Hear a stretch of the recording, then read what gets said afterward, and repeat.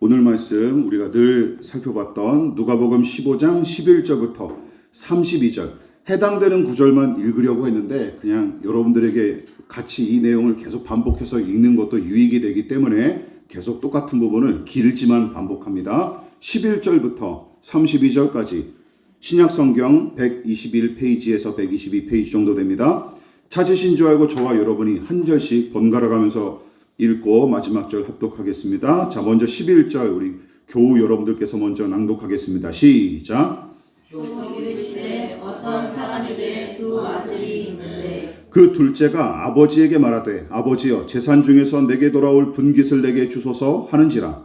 아버지가 그 살림을 각각 나눠 주었더니 그 며칠이 안 되어 둘째 아들이 재물을 다 모아가지고 먼 나라에 가 거기서 화랑방탕하여 그 재산을 낭비하더니 다 없앤 후 그 나라에 크게 흉년이 들어 그가 비로소 궁핍한지라. 가서 그 나라 백성 중 한 사람에게 붙여서니 그가 그를 들로 보내어 돼지를 치게 하였는데 그가 돼지 먹는 쥐염 열매로 배를 채우고자 하되 주는 자가 없는지라. 이에 스스로 돌이켜 이르되 내 아버지에게는 양식이 풍족한 품꾼이 얼마나 많은가. 나는 여기서 주려 죽는다. 내가 일어나 아버지께 가서 이르기를 아버지 내가 하늘과 아버지께 죄를 지었사오니 지금부터는 아버지의 아들이라 일거를 감당하지 못하겠나이다. 나를 품꾼의 하나로 보소서 하리라 하고 이에 일어나서 아버지께로 돌아가니라. 아직도 거리가 먼데 아버지가 그를 보고 측은히 여겨 달려가 목을 안고 입을 맞추니 아들이 이르되 아버지 내가 하늘과 아버지께 죄를 지었사오니 지금부터는 아버지의 아들이라 일컬음을 감당하지 못하겠나이다 하나 아버지는 종들에게 이르되 제일 좋은 옷을 내어다가 입히고 손에 가락지를 끼우고 발에 신을 신기라. 그리고 살찐 송아지를 끌어다가 잡으라. 우리가 먹고 즐기자. 이 내 아들은 죽었다가 다시 살아났으며 내가 잃었다가 다시 얻었노라 하니 그들이 즐거워하더라. 마다들이 밭에 있다가 돌아와 집에 가까이 왔을 때에 홍합과 춤추는 소리를 듣고 한 종을 불러 이 무슨 일인가 물은데 대답하되 당신의 동생이 돌아왔음에 아버지와 같이가 건강한 그를 다시 여자들에게 데리고 인하여 살찐 송아지를 잡았나이다 하니 그가 노하여 들어가고자 하지 아니하거늘 아버지가 나와서 권한대 아버지께 대답하여 이르되 내가 여러 해 아버지를 섬겨 명을 어김이 없거늘 내게는 염소 새끼라도 주어 나와 내 벗으로 즐기게 하신 일이 없더니 아버지의 살림을 창녀들과 함께 삼켜버린 이 아들이 돌아오매 이를 위하여 살찐 송아지를 잡으셨나이다. 아버지가 이르되 이에 너는 항상 나와 함께 있으니 내 것이 다 내 것이로 되리 다 같이 이 내 동생은 죽었다가 살아났으며 내가 잃었다가 얻었기로 우리가 즐거워하고 기뻐하는 것이 마땅하다 하니라. 아멘. 오늘 말씀의 제목을 다 같이 한번 읽어보시겠습니다. 가운데 구절입니다. 같이 한번 읽어볼게요. 시작.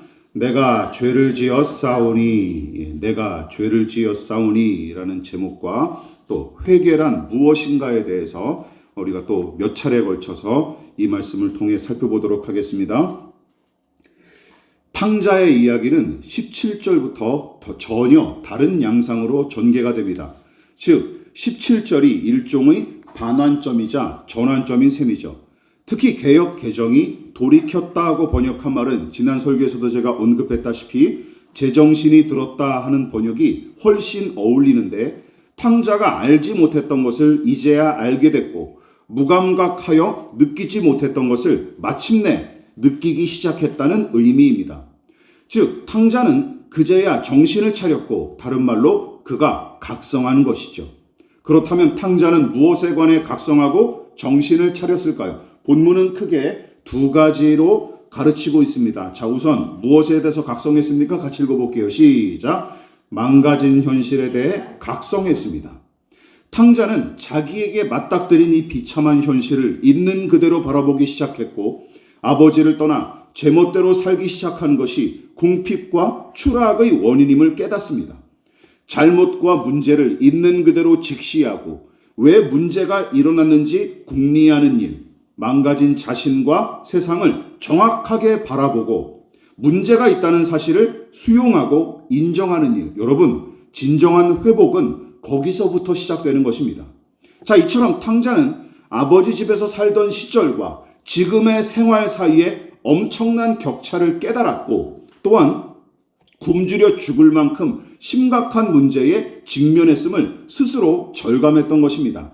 그러나 그 정도에서 그치지 않아요. 두 번째로 탕자는 무엇에 대해서 각성했습니까? 시작! 망가진 자신에 대해서 각성함으로써 하늘과 아버지께 죄를 저질렀다 하고 고백하기에 이릅니다. 다시 말해 탕자는 망가진 현실을 깨닫는 데서 그치지 않고 그 모든 원인과 책임이 자기에게 있다는 사실을 깨닫는 것이죠. 그러나 그의 각성은 단순한 자기 반성이나 자아 성찰이 아닙니다. 자신의 불의한 선택과 행동이 남에게 손해를 끼쳤고 또한 그 상대방에게 상처를 낸 흉악한 범죄였음을 깨닫게 된 것이죠. 그래서 우리는 이렇게 정리해 볼 수 있어요. 17절은 극심한 궁핍에 시달려 다 죽게 된 자신의 처지를 깨달은 내용이고 18절은 이 일이 근본적으로 하늘과 아버지께 죄를 저질러서 벌어진 비극임을 고백하는 구절인 셈이죠. 즉 자신의 잘못된 선택과 행동이 자기 자신을 죽이는 독이 됐을 뿐만 아니라 다른 누구에게도 손해와 해악을 끼쳤다는 사실을 인정하는 것이에요. 이것이 탕자가 정신을 차리고 깨달은 내용인 것입니다. 그리고 여기서부터 탕자는 회복하기 시작했죠. 그래서 18절과 19절은 다시 고향집으로 돌아가려는 탕자의 결심을 기록한 부분이고 20절과 21절은 다시 만난 아버지 앞에서 자신의 잘못을 뉘우치는 탕자의 모습을 묘사하고 있죠.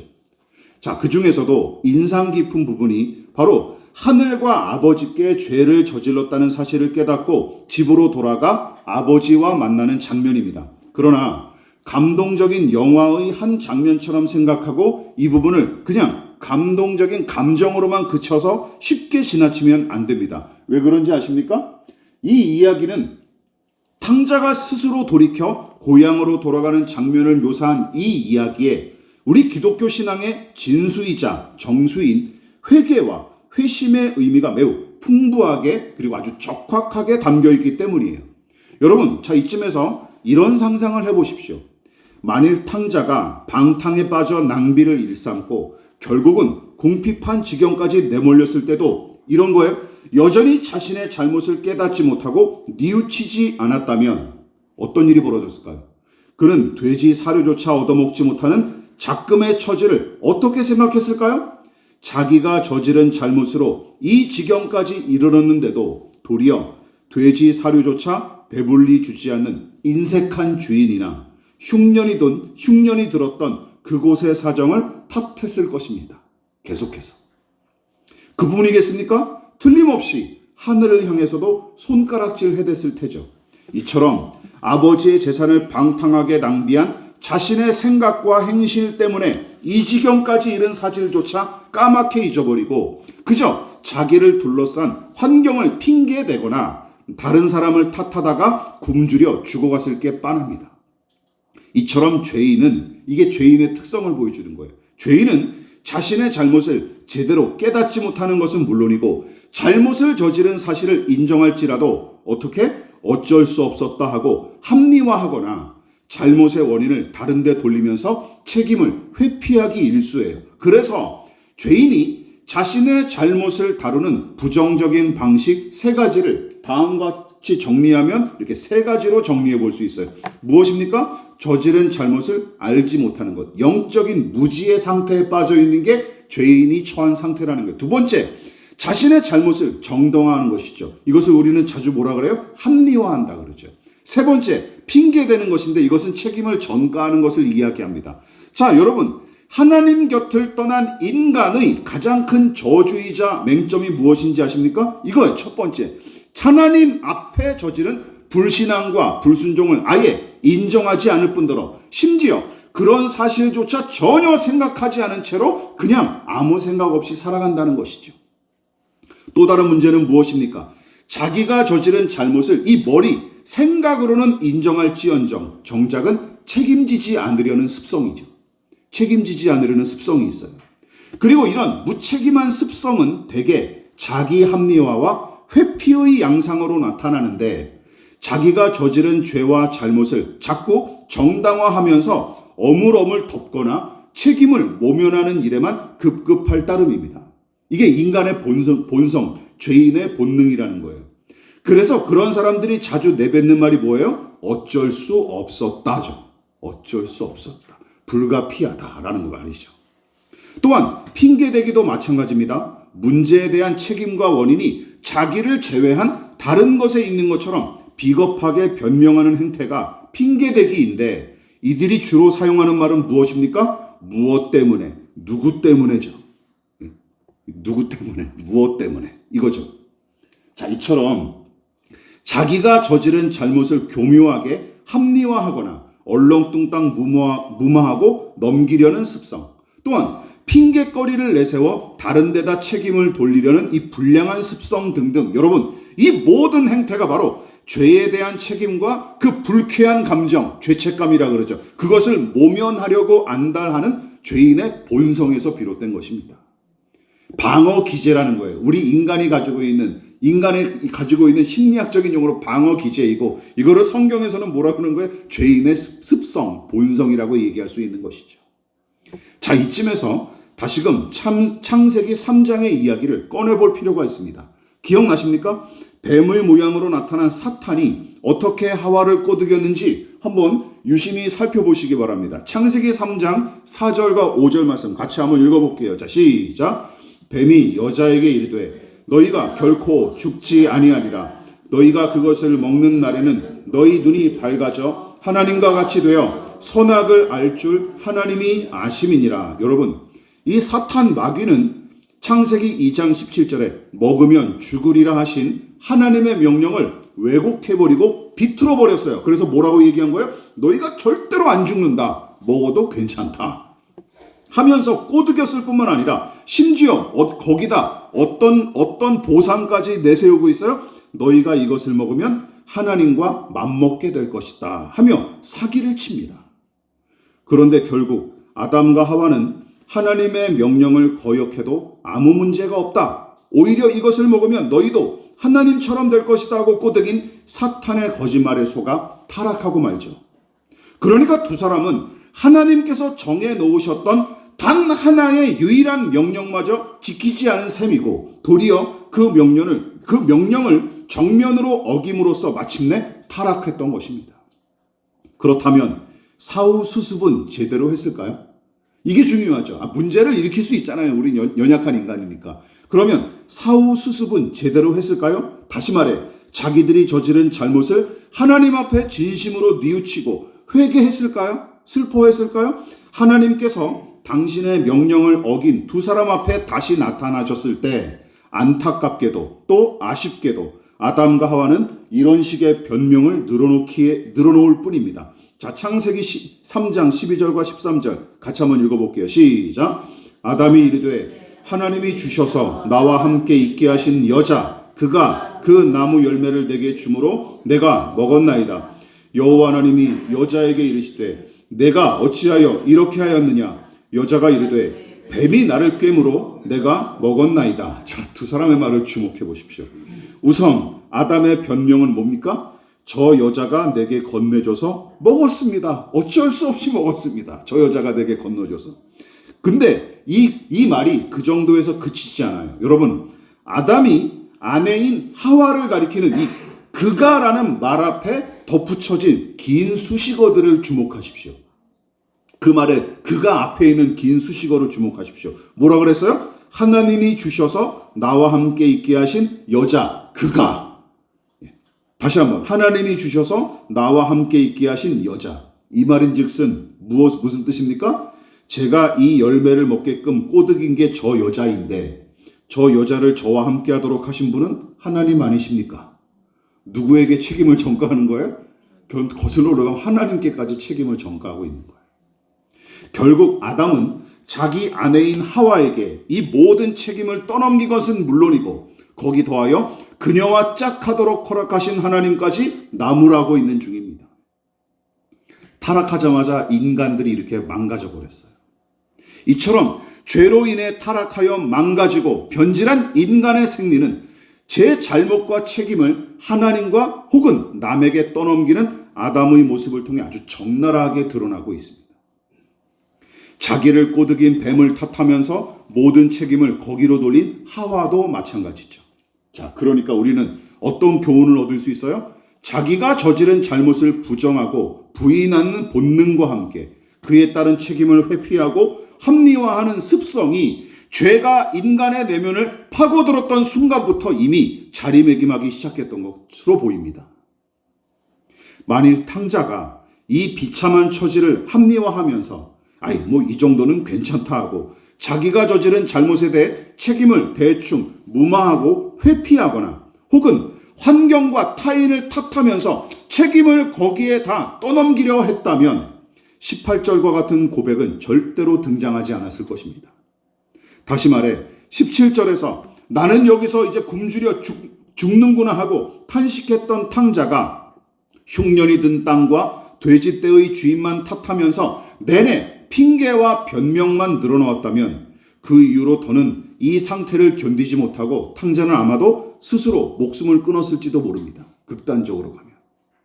혹은 극단적인 선택은 감행하지 않았을지언정 괜찮아지겠지 않은 막연한 낙관론만 부여잡고 무기력하게 서서히 죽어갔거나 어쩌면 흉년이 든 이 나라 못된 주인놈 자기보다 나보다 더 많이 처먹는 저 돼지들 그들을 향해 핑계만 대고 탓만 하다가 고혈압과 과도한 스트레스로 사망했을 것 같아요. 이게 탕자에게 주어진 결론이었을 것입니다. 한때 심리학과 정신분석 등이 교회의 사역자들과 신자들 사이에 큰 영향을 끼쳤던 때가 있었습니다. 물론 그 현상이 긍정적으로 작용하기도 했죠. 인간의 정신과 심리가 절대 단순하지 않다는 사실, 또한 몸처럼 소중히 다뤄야 할 영역이 바로 인간의 내면임을 일깨운 것은 부정할 수 없는 사실입니다. 이게 긍정적인 영향을 미쳤어요. 그런데 심리학과 정신분석이 개인의 치유와 회복에 치중하고 그것이 마치 신앙의 유일무이한 목표인 것처럼 주장했던 탓에 성경이 가르치는 복음의 본질에서 벗어나 나중에는 교회를 어지럽히는 원흉으로도 작용했고 지금도 그 여파가 만만치 않습니다. 대표적으로 긍정의 힘, 적극적 사고방식, 내면의 빛, 인간의 잠재 능력, 내 안에 울고 있는 어린아이 등등 이런 용어가 기독신앙의 핵심과 요체인 복음을 대체할 수 있을 것처럼 여겨지기도 했던 때가 있었어요. 그래서 어떤 경우는 명백하게 죄와 악을 저지른 죄인을 피해자나 정신적 약자로, 정서적 약자로 둔갑시켰고 심지어 사람들이 불쾌하게 생각한다는 이유로 죄와 죄인이란 용어마저 거리끼는 현상까지 나타났으며 그런 까닭에 회개와 회심, 예수 그리스도로 말미암은 대속과 속죄, 천국과 지옥, 구원과 심판과 같은 성경의 단어조차 덩달아 외면당하는 지경까지 이르렀습니다. 그래서 어떤 일이 벌어진 거예요? 이런 일이 벌어져요. 불신앙에 사로잡혀 하나님의 뜻을 거스르는 불순종을 일삼고 또한 불법과 불의를 서슴지 않고 저지르는 죄인에게 회개하라고 선포하기는커녕 그들을 가리켜 어떻게? 불우하고 열악한 환경의 피해자 혹은 결핍에 빠진 가련한 사람으로 여겨 다독이기에 급급했을 뿐입니다. 다시 말해 기독신앙이 죄인이 저지른 명백한 불신앙과 불순종, 불법과 불의를 단호하게 지적하고 정죄한 뒤에 그리스도 예수의 회개와 용서의 복음을 제시하기는커녕 오히려 돌이키지도 않은 죄인의 환심을 사기에 급급했고 게다가 불가피하게 잘못을 저지를 수밖에 없었던 당신은 회개하고 용서받아야 할 죄인이 아니라 가련한 피해자에 불과하다 하면서 오히려 교회와 사역자들이 그들에게 핑계거리를 제공했을 뿐만 아니라 앞장서서 합리화하고 다른 데다 책임을 전가하도록 도와주는 지경까지 이르렀던 거예요. 저는 오늘날 교회가 이 지경에 이른 게 바로 그런 폐해가 결정적으로 작용했다고 생각합니다. 그 중에 하나, 결정적인 요소 중 하나. 그래서 죄인의 죄와 악을 지적하고 고발함으로써 그에 따른 책임을 지도록 선포하는 설교, 또한 죄인이 하나님 앞에 잘못을 뉘우치도록 이끌고 자기를 부인하게끔 가르치는 교리 등은 이제는 신자들조차, 심지어 목회자들조차 고리타분하고 진부한 구시대적 발상증으로 여길 뿐입니다. 그뿐만이 아니죠.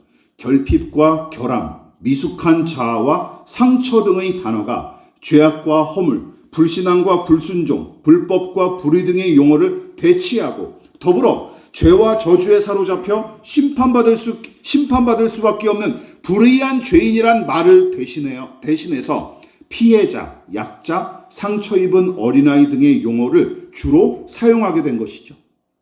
그래서 설교와 복음 전파는 상담과 대화와 나눔으로 예수 그리스도의 형상을 닮아가는 제자도와 경건은 내적 치유나 자아 실현으로 뒤바뀌고 말았습니다.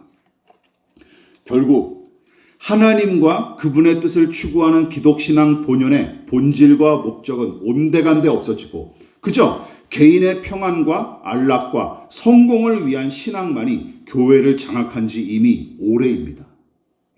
여러분, 여기서 이런 데서 무슨 선한 것이 나올 수 있겠습니까? 그 결과가 오늘날 우리나라 교회의 현실이 되어버린 거예요.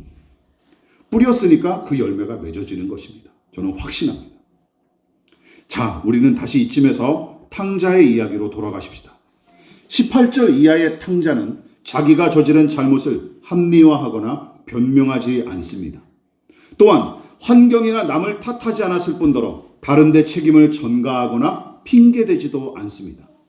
오히려 자기의 잘못을 분명하게 직시하고 하늘과 아버지께 저지른 죄를 철저하게 인정하고 있습니다. 게다가 단지 궁핍한 처지를 모면하기 위해 뉘우친 채 한 것도 아니에요. 그 증거가 같은 고백을 기록한 18절과 21절입니다. 같이 읽어볼게요. 시작. 아버지, 내가 하늘과 아버지께 죄를 지었사오니. 여러분, 18절은 똑같은 내용이에요. 똑같은 구절입니다.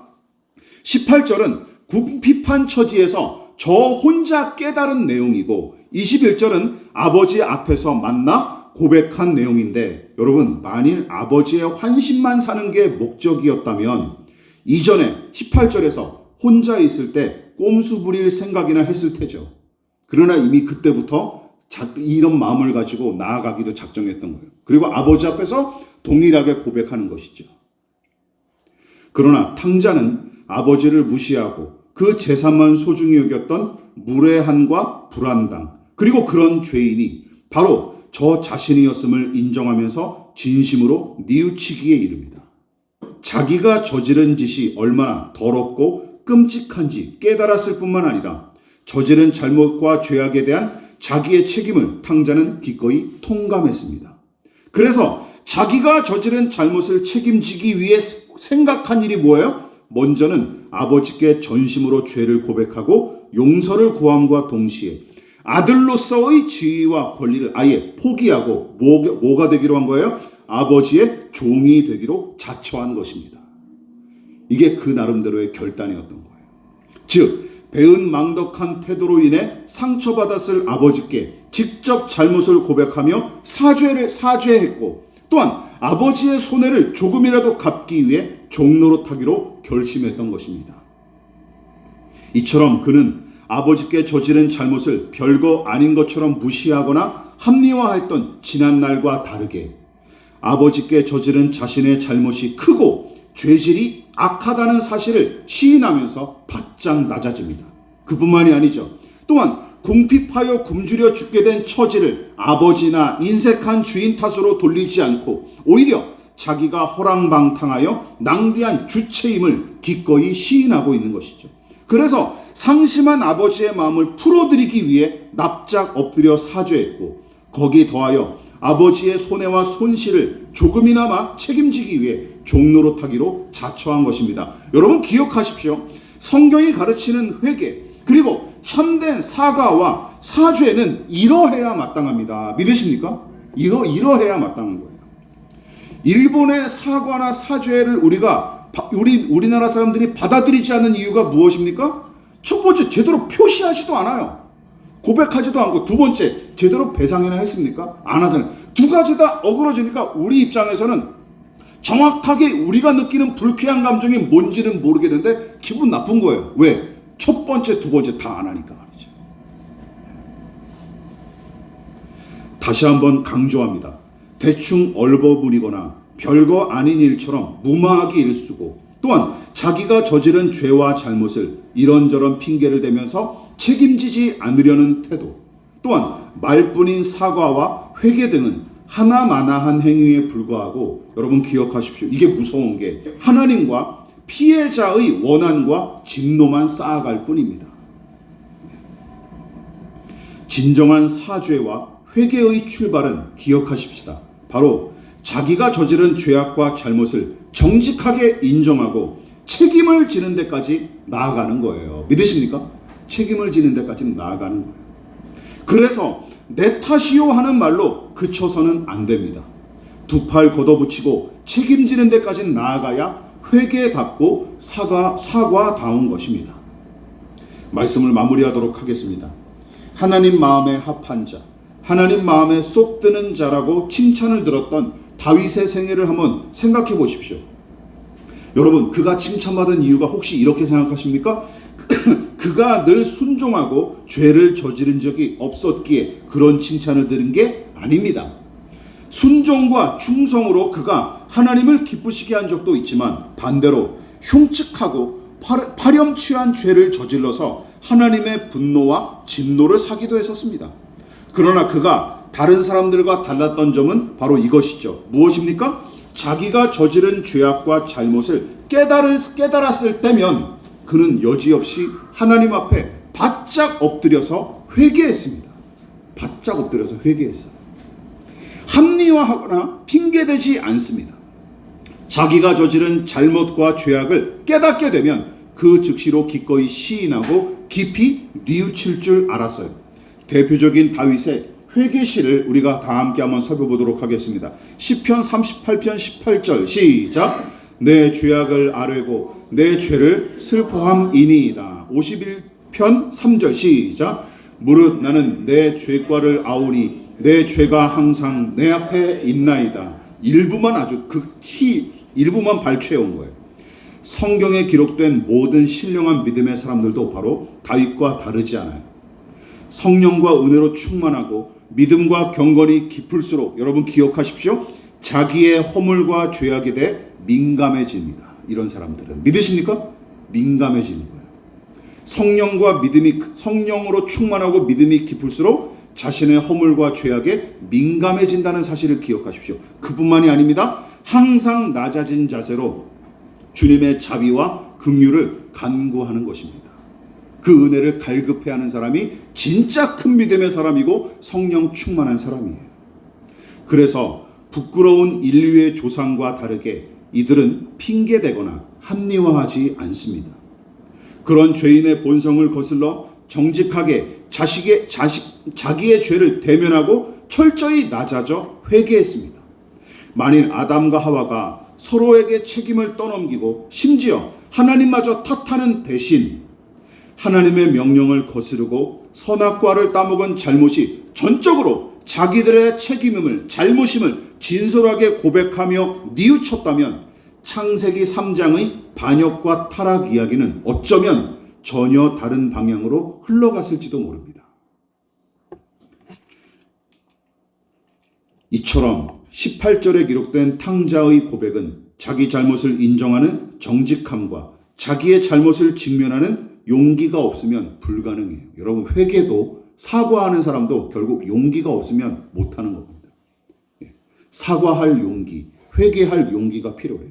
그래서 진정으로 사과하고 사죄하는 사람, 참으로 정직하고 용기 있는 사람, 그리고 진정한 회복을 추구하는 사람만이 하나님 앞에 회개할 수 있는 것입니다. 비겁한 사람들이 회개하는 게 아니라 오히려 용감한 사람들이 회개할 수 있는 거예요. 그리고 참된 회복은 참된 회개로부터 시작되는 것입니다. 그러나 회개하지 않고 대충 무마해뒀던 죄악과 잘못은 언젠가 반드시 골마 터질 때가 오게 될 것입니다. 그뿐만이 아닙니다. 책임지지 않기 위해 회피하고 저 멀리 던져졌던 문제도 어느 날 부메랑처럼 되돌아와 저와 여러분들의 삶에 박히게 될 것입니다. 그러므로 하나님과 사람 앞에 잘못한 일이 있거든 자신의 과오를 정직하게 고백하고 낮아지십시오. 그리고 어떻게 책임질지에 관해 생각하시기 바랍니다. 기억하십시다. 하나님은 속지 않으십니다. 따라서 당장 책임을 모면하기 위해 거짓으로 회개하거나 내 안위와 내 이익을 보존하기 위해 사과하는 신용을 내지 마십시오. 그것도 결국은 이기적인 사과에 불과하죠. 하나님께서 심판하실 것입니다. 그러므로 우리의 못된 습성을 날마다 십자가에 못 박는 저와 여러분 되시기를 주님의 이름으로 부탁을 드리겠습니다. 또한 우리 안에 또아리를 튼 불의와 죄악을 늘 직시하고 매 순간 하나님의 은혜를 의지하며 살아갈 수 있기를, 우리가 얻은 구원의 풍성함을 더더욱 확신하고 하늘의 은혜를 더 진하게 누리며 살아가는 저와 여러분 되시기를 진심으로 축원을 드리겠습니다. 그러므로 너희는 이렇게 기도하라. 하늘에 계신 우리 아버지, 아버지의 이름을 거룩하게 하시며 아버지의 나라가 오게 하시며 아버지의 뜻이 하늘에서와 같이 땅에서도 이루어지게 하소서. 오늘 우리에게 일용할 양식을 주시고 우리가 우리에게 잘못한 사람을 용서하여 준 것 같이 우리 죄를 용서하여 주시고 우리를 시험에 빠지지 않게 하시고 악에서 구하소서. 나라와 권능과 영광이 영원히 아버지의 것입니다. 아멘.